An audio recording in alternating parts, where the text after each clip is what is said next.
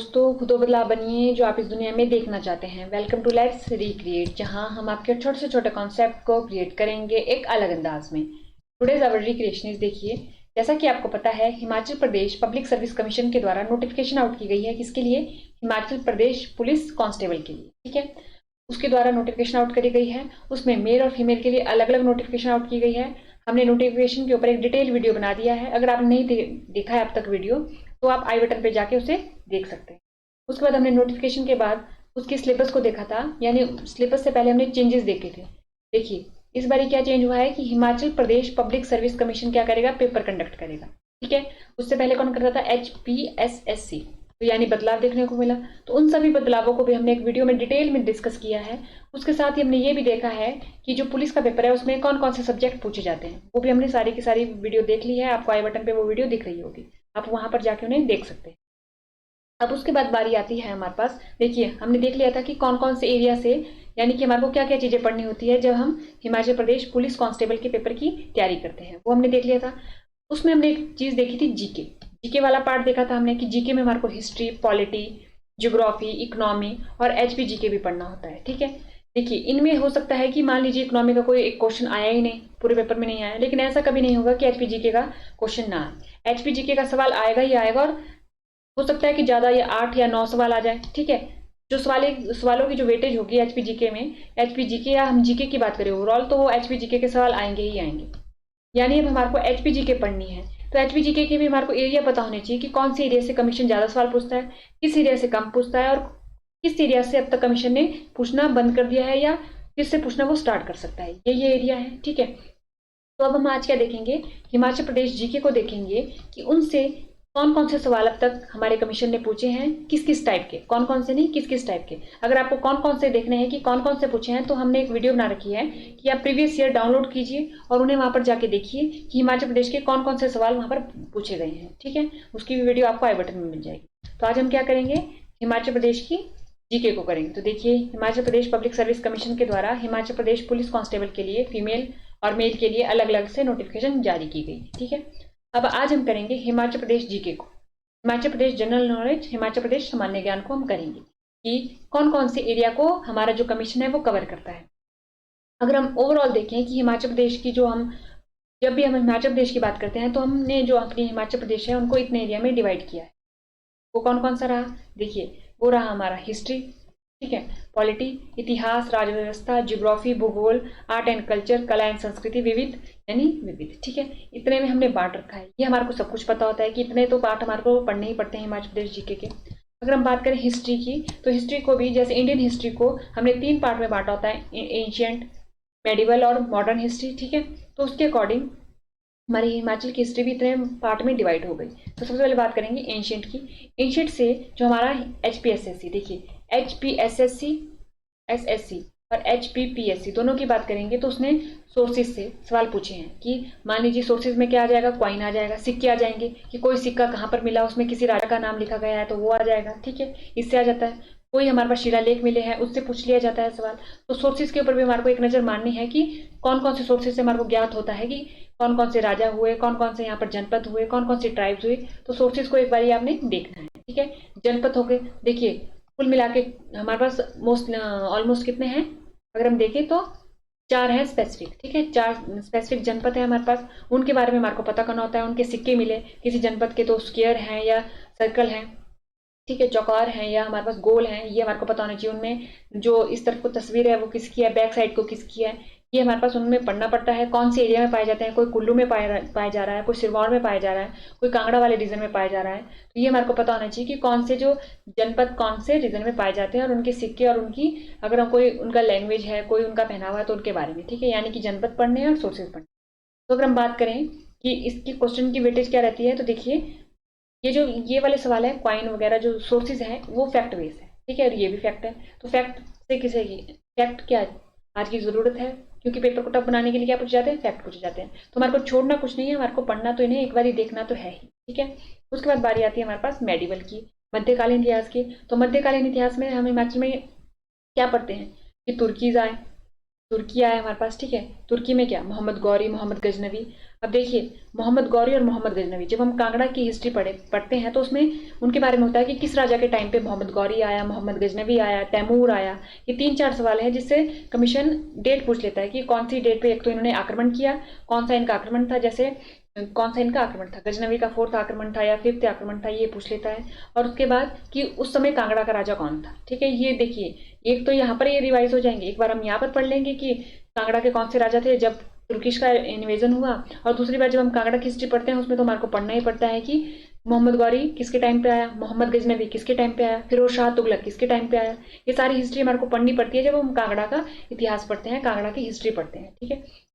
तो यहाँ पर ये 2 बार रिवीजन हो जाएगा इसका। उसके बाद तैमूर का भी यही हिसाब है कि जब तैमूर का आक्रमण होता है कांगड़ा पे तो हमारे को पता होना चाहिए कि वो कहाँ पर गया था। सिरमौर के टाइम भी हमारे को थोड़ा सा ये पता होना चाहिए, ठीक है, कि कहाँ पर शरण ली, कहाँ पर गए। तो ये जब हम देखिए जब हम डिस्ट्रिक्ट पढ़ेंगे ना उसमें भी ये वाली हिस्ट्री आती है, ये वाली सारी की सारी हिस्ट्री आती है। तो इसमें इतना ज्यादा हमारे को डिस्ट्रिक्ट अगर हमने पढ़ी है तो ये भी ऑटोमेटिकली क्या हो जाता है, कवर हो जाता है, ठीक है। वैसे Mughal and hill state, Mughal का भी जिक्र होता है कि बाबर ने कोई आक्रमण किया था, अकबर ने किया, जहांगीर ने किया, कांगड़ा फोर्ट किसने एक्वायर किया, कौन सी डेट को किया, उस वक्त किलेदार कौन था। ऐसे ऐसे सवाल हमारे पास इससे पूछ लिए जाता है, कमीशन के द्वारा क्या क्या कर लिए जाते हैं, पूछ लिए जाते हैं। सिक्स एंड हिल स्टेट, तो इसके बारे में पूछ लिया जाता है, ठीक है।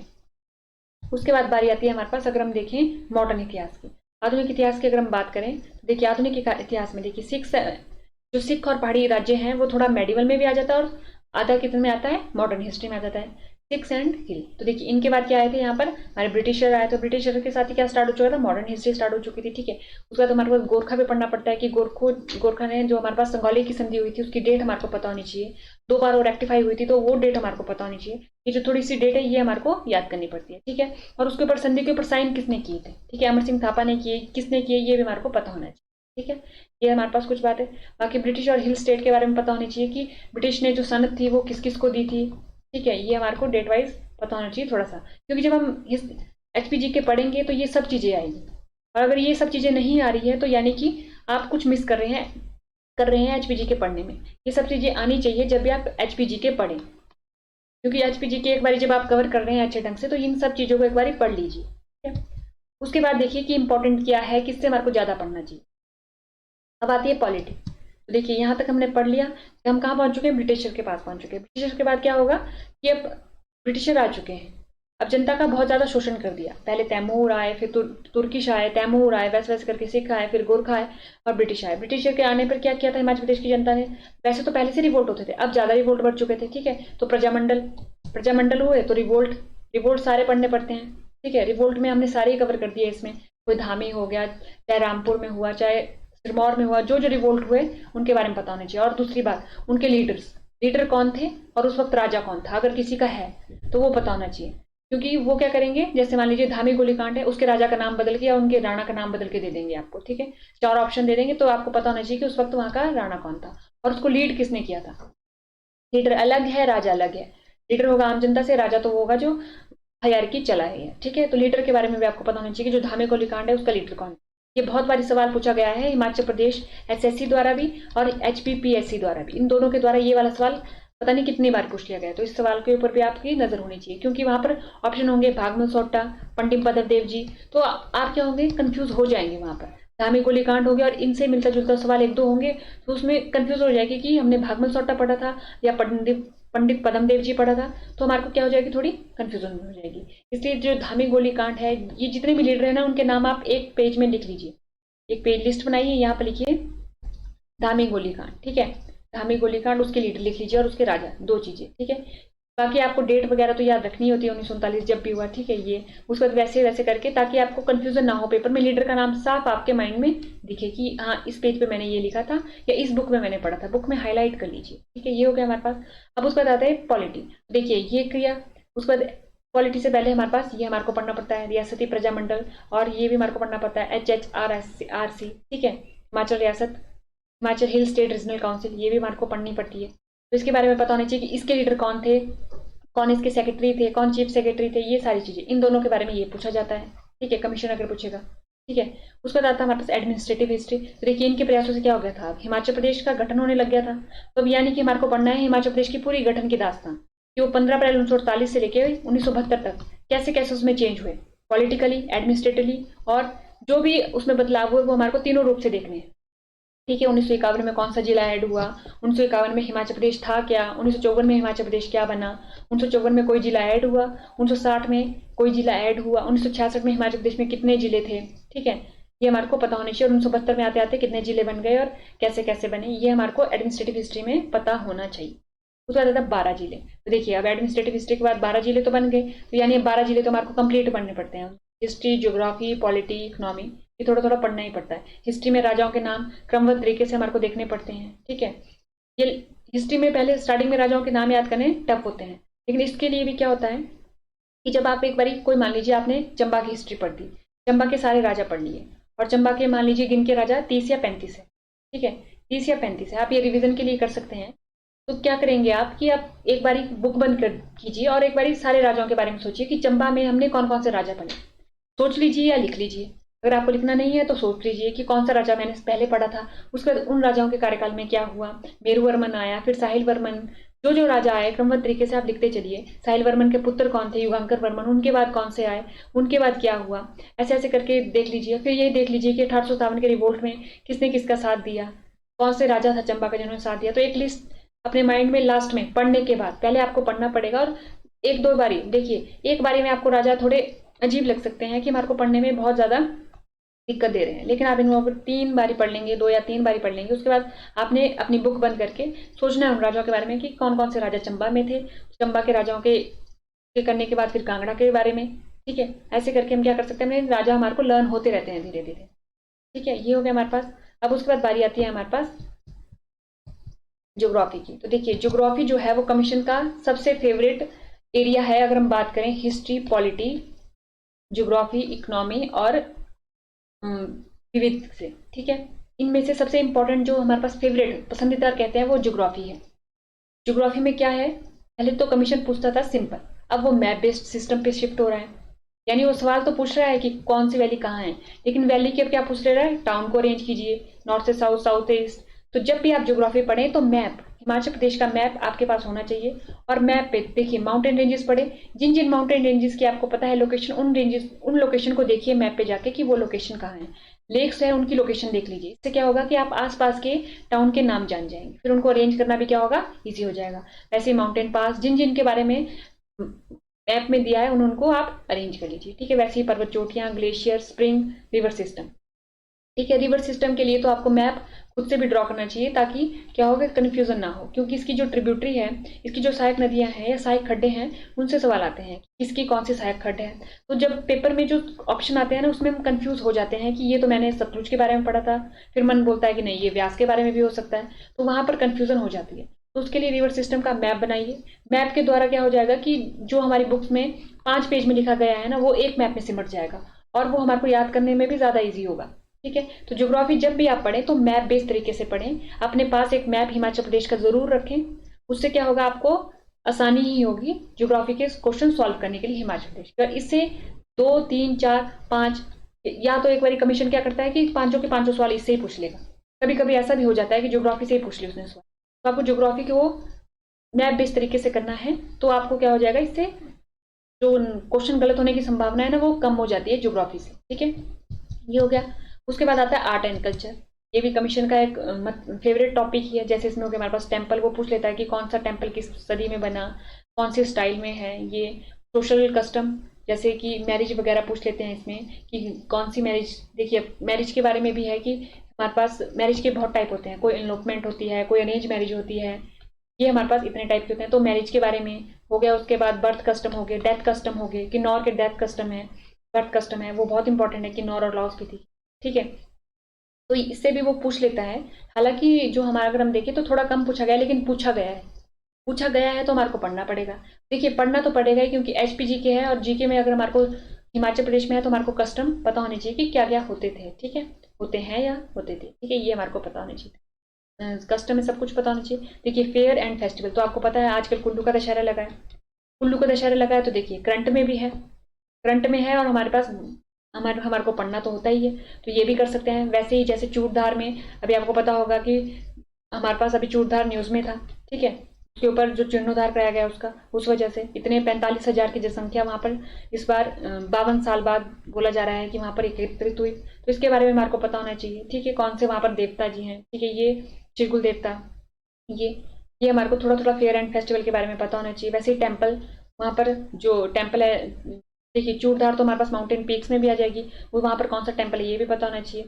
चूड़धारी, बाकी जो हमारे पास कुल्लू का दशहरा है, किसने स्टार्ट किया, कब स्टार्ट किया, किसने अपनी गद्दी जो है वो समर्पित कर दी रघुनाथ जी को, ये सब कुछ हमारे को जब हम हिस्ट्री पढ़ते हैं, जब हम कोई डिस्ट्रिक्ट पढ़ते हैं उसमें ये सब चीजें आ जाती है। लेकिन अलग से आपको माइंड में पता होना चाहिए कि कुल्लू में कौन सा टेम्पल है। ठीक है, डांसेज एंड नृत्य, तो ये भी कमीशन का एक इम्पॉर्टेंट जो है वो एरिया है। ठीक है, वैसे ही पेंटिंग, तो देखिए अर्की, बशौली, कांगड़ा, चंबा, जो कोई ये पेंटिंग की किसके ऊपर बेस्ड है, राधा कृष्ण के ऊपर है, कोई कृष्ण के ही ऊपर है, कोई शिव और पार्वती के ऊपर है, किसके ऊपर बेस्ड है ये भी हमारे को पता होना चाहिए। इनके लिए भी आप ये कर सकते हैं कि पेंटिंग लिख दी यहाँ पर और ये लिख दिया कि किसके ऊपर बेस्ड है, और अगले कॉलम में ये लिख दिया कि कौन यहाँ पर इनके किस राजा के द्वारा इनको आगे बढ़ाने के लिए प्रोत्साहन दिया गया कि आप आगे बढ़िए। राजा के नाम लिख दीजिएगा आप, और अगले में लिख दीजिएगा कि कौन कौन मुख्य कलाकार थे। ठीक है, कौन कौन चित्रकार थे, सॉरी, कौन कौन मुख्य चित्रकार थे उनके नाम। तो ये 4 चीजें आ सकती है, 4 चीजें आती है। तो पेंटिंग, ये हो गया हमारे पास पेंटिंग। ठीक है, उसका एरिया, उसका रीजन पता होना चाहिए। दूसरा दूसरा दूसरा हमारे को पता होना चाहिए कि किसके ऊपर बेस्ड है, बेस्ड किसके ऊपर है, थीम क्या है कि पेंटिंग की। तीसरा हमारे को पता होना चाहिए कि राजा कौन था, किसने प्रोत्साहन दिया उन पेंटिंग को। उसके बाद चित्रकार, कि किसके कार्यकाल में कौन से चित्रकार थे। तो ये छोटा सा एरिया अगर आप इसको एक बुक में एक टेबल के फॉर्म में लिख देंगे तो कंफ्यूजन बहुत कम हो जाएगी, क्योंकि ये कंफ्यूज करता है, क्योंकि बुक्स में क्या लिखा होता है कई बार टेबल की फॉर्म में नहीं होता है, सिंपल लाइन की फॉर्म में होता है। तो लाइन हमारे पास माइंड में वो जब हम देखते हैं, याद करते हैं, तो ऊपर नीचे हो जाती है। अगर एक टेबल की फॉर्म में होगा ना तो वो आपको एज इट इज टेबल दिखेगा पेपर में, तो आप टेबल की फॉर्म में भी इसको कर सकते हैं इजी करने के लिए। अब उसका विविध आ जाता है, तो देखिए ये भी कमीशन का यही टॉपिक, जैसे बुक्स एंड ऑथर, ये आपको पता होनी चाहिए। इनको तो क्या है कि आप देखते रहेंगे तभी याद होगी।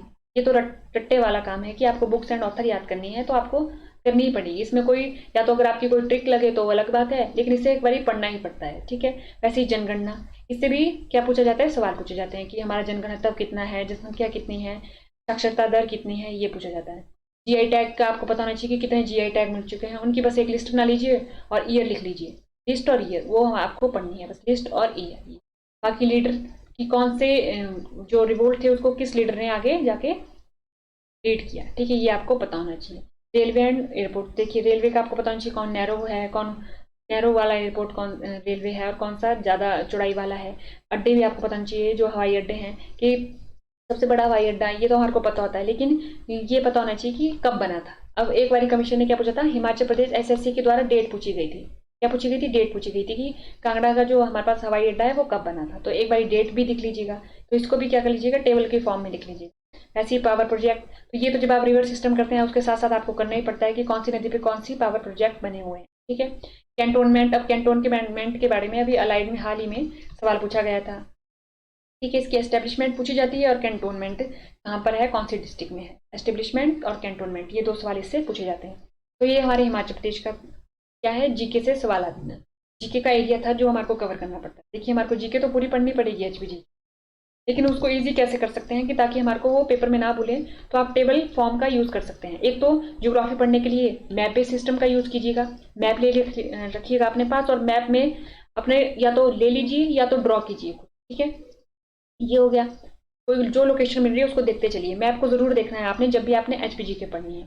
उसके बाद विविध से हो सकता है कि आप, जैसे मान लीजिए ये बहुत फैक्ट वाले सवाल हैं, तो उसके लिए आप टेबल बना लीजिए। टेबल फॉर्म में आपको चीजें ज्यादा और लंबे समय तक याद रहेगी। ये 2 चीजें आप कर सकते हैं। हिस्ट्री और राजाओं के लिए भी आप यही कर सकते हैं कि आप टेबल फॉर्म में उन्हें बनाइए, तो टेबल फॉर्म में आपको ज्यादा और सिस्टमेटिक तरीके से आपके माइंड में वो सेट हो जाएंगे और आपको ज्यादा लंबे समय तक वो याद रहेंगे। ठीक है, तो आज के लेक्चर में इतना ही। थैंक यू एंड देखते रहिए लेट्स रिक्रिएट।